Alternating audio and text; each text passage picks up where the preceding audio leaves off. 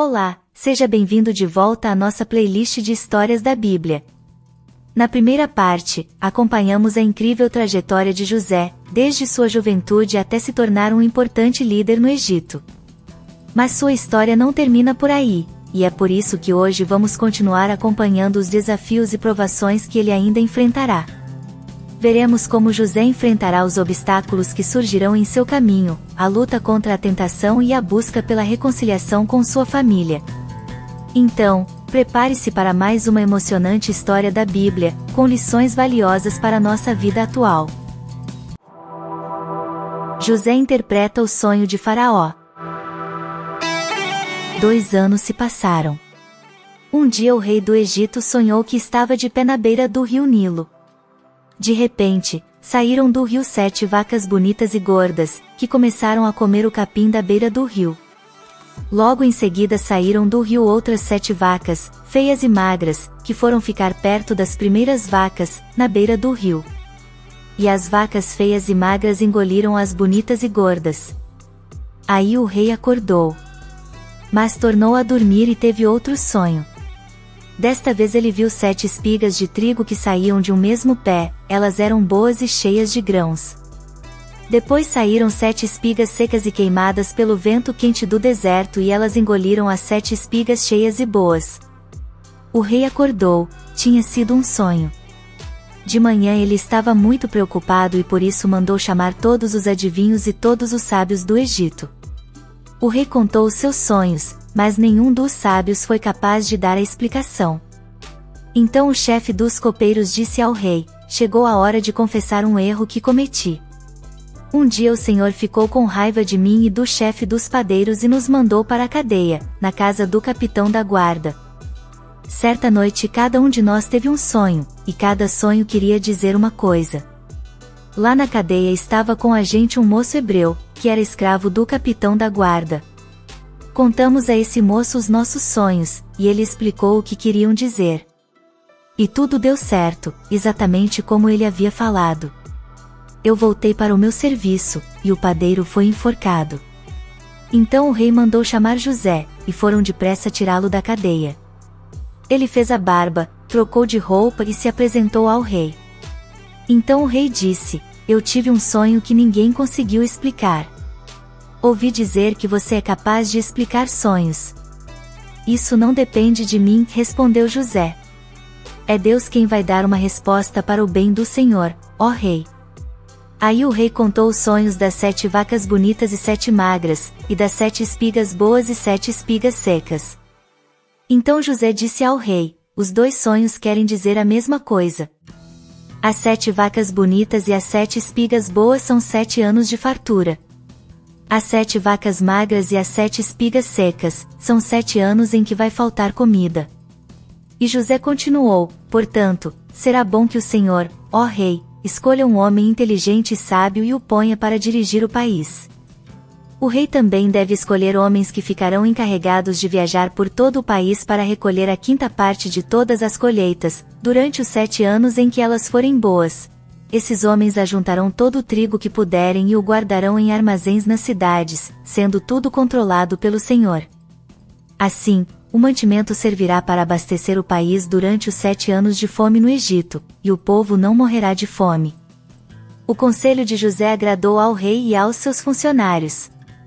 E o rei lhes disse: não poderíamos achar ninguém melhor para dirigir o país do que José, um homem em quem está o Espírito de Deus.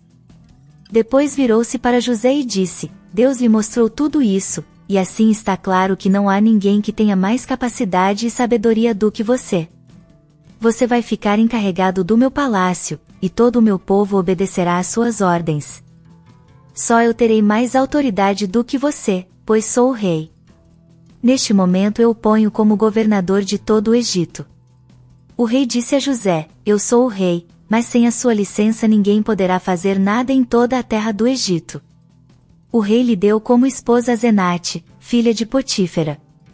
José tinha 30 anos quando entrou para o serviço do rei do Egito. Antes de começarem os anos de fome, José teve 2 filhos com a sua mulher Asenate. Pôs no primeiro o nome de Manassés e explicou assim: Deus me fez esquecer todos os meus sofrimentos. No segundo filho pôs o nome de Efraim e disse: Deus me deu filhos no país onde tenho sofrido. Os irmãos de José descem ao Egito. Então acabaram-se os 7 anos de fartura no Egito e, como José tinha dito, começaram os 7 anos de fome. Quando a fome aumentou no país inteiro, José abriu todos os armazéns e começou a vender cereais a todos os países. Vinham gente ao Egito para comprar cereais de José, pois no mundo inteiro havia uma grande falta de alimentos. Jacó soube que havia mantimentos no Egito, disse aos filhos: Por que vocês estão aí de braços cruzados? Ouvi dizer que no Egito há mantimentos. Vão até lá e comprem cereais para não morrermos de fome. Então os 10 irmãos de José por parte de pai foram até o Egito para comprar mantimentos. Logo que José viu os seus irmãos, ele os reconheceu, mas fez de conta que não os conhecia. E lhes perguntou com voz dura: Vocês, de onde vêm? Da terra de Canaã, responderam. Queremos comprar mantimentos. José reconheceu os seus irmãos, mas eles não o reconheceram. Então José lembrou dos sonhos que tinha tido a respeito deles e disse: Vocês são espiões que vieram para ver os pontos fracos do nosso país. Eles responderam: De modo nenhum, Senhor. Nós, os seus criados, viemos para comprar mantimentos. Somos filhos de um mesmo pai. Nós não somos espiões, Senhor. Somos gente honesta. Não acredito, disse José. Vocês vieram para ver os pontos fracos do nosso país. Eles disseram: Nós moramos em Canaã. Somos ao todo 12 irmãos, filhos do mesmo pai. Mas um irmão morreu, e o mais novo está neste momento com o nosso pai. José respondeu: É como eu disse, vocês são espiões. Eu sou uma pessoa que teme a Deus. Vou deixar que vocês fiquem vivos, mas com uma condição. Se, de fato, são pessoas honestas, que um de vocês fique aqui na cadeia, e que os outros voltem para casa, levando mantimentos para matar a fome das suas famílias. Depois tragam aqui o seu irmão mais moço. Isso provará se vocês estão ou não dizendo a verdade, e, se estiverem, não serão mortos. Eles concordaram e disseram uns aos outros: De fato, nós agora estamos sofrendo por causa daquilo que fizemos com o nosso irmão. Nós vimos a sua aflição quando pedia que tivéssemos pena dele, porém não nos importamos. Por isso agora é a nossa vez de ficarmos aflitos. Quando chegaram a Canaã, contaram a Jacó, o seu pai, tudo o que havia acontecido com eles. E disseram: Aquele homem, o governador do Egito, tratou a gente com brutalidade e nos acusou de termos ido ao seu país como espiões. Nós respondemos: Somos homens honestos, não somos espiões.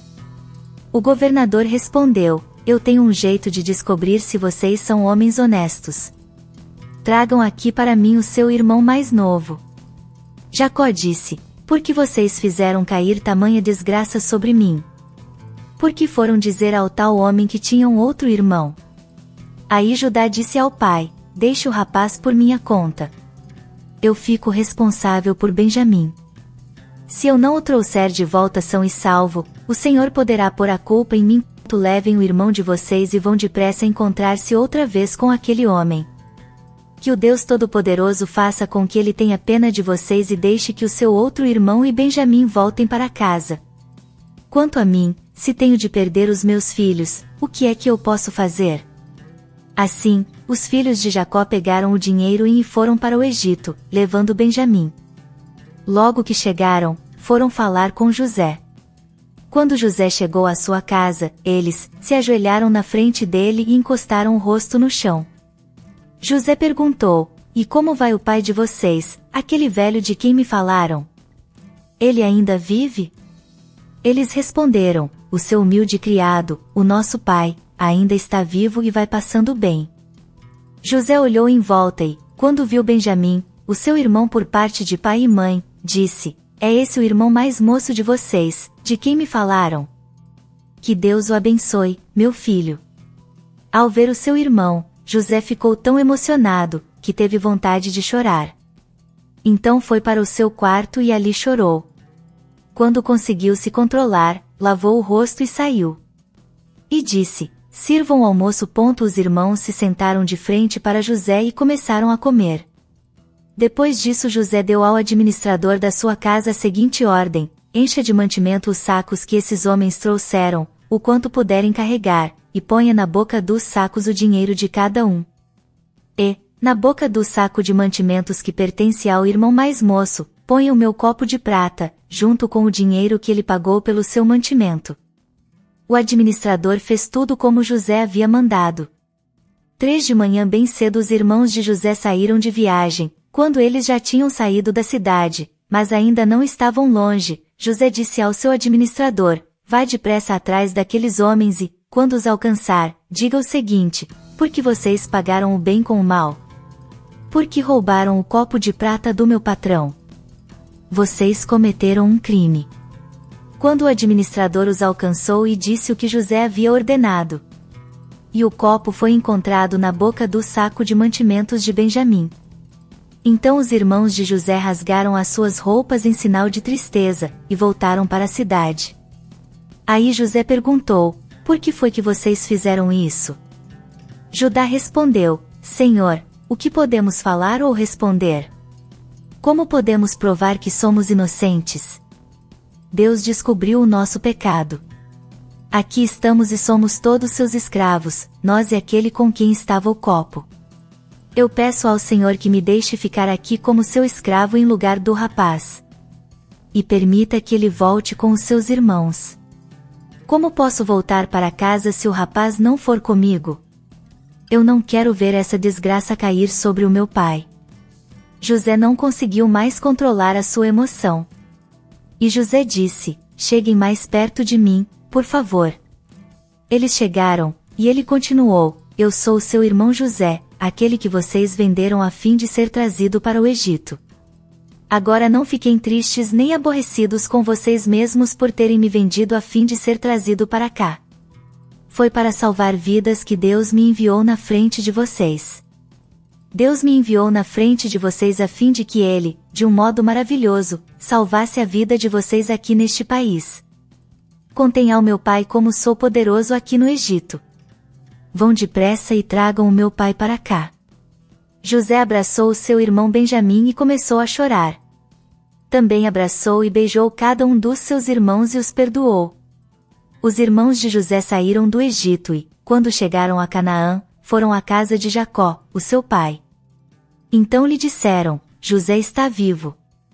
Ele é o governador de todo o Egito. Jacó quase desmaiou e não podia acreditar. Porém, quando lhe contaram tudo o que José tinha dito, Jacó ficou muito animado. E disse: já chega. O meu filho José ainda está vivo. Quero vê-lo antes de eu morrer. Jacó e todos os seus foram para o Egito, levando o seu gado e todas as coisas que haviam conseguido em Canaã. José mandou aprontar o seu carro e foi para Gozém a fim de se encontrar com o pai. Quando se encontraram, José o abraçou e chorou abraçado com ele por muito tempo. Então Jacó disse: já posso morrer, agora que já vi você e sei que está vivo. O que aprendemos com esta história nos dias de hoje? A história de José nos ensina várias lições importantes para nossas vidas atualmente. Uma delas é a importância da perseverança e da fé em Deus, mesmo diante de circunstâncias difíceis. José passou por muitos desafios ao longo de sua vida, desde a rejeição de seus irmãos até ser vendido como escravo e preso injustamente. No entanto, ele não perdeu a esperança e continuou confiando em Deus, o que o levou a ser exaltado. A história José nos ensina também sobre o poder do perdão e da humildade. Apesar de ter sofrido tanto nas mãos de seus irmãos e de ter passado anos como escravo e preso injustamente, José não guardou rancor ou ódio em seu coração. Pelo contrário, quando finalmente teve a oportunidade de se vingar, ele os perdoou. Esse ato de perdão e humildade mostra o quão importante é cultivar essas virtudes em nossas próprias vidas. Às vezes, pode ser difícil perdoar aqueles que nos feriram, mas é um passo fundamental para superar a dor e seguir em frente. Em resumo, a história de José é uma fonte de inspiração e ensinamentos para nossas vidas nos dias de hoje. Ela nos lembra da importância de manter nossa fé, perseverar diante das adversidades, seguir nossos sonhos e perdoar aqueles que nos machucaram. Com isso, chegamos ao fim da história de José. Espero que tenha sido uma jornada enriquecedora e inspiradora para todos que acompanharam estas histórias da Bíblia. Que possamos aplicar essas lições em nossas próprias vidas e buscar sempre crescer e nos tornarmos pessoas melhores, assim como José fez. Agradeço imensamente a todos e até a próxima.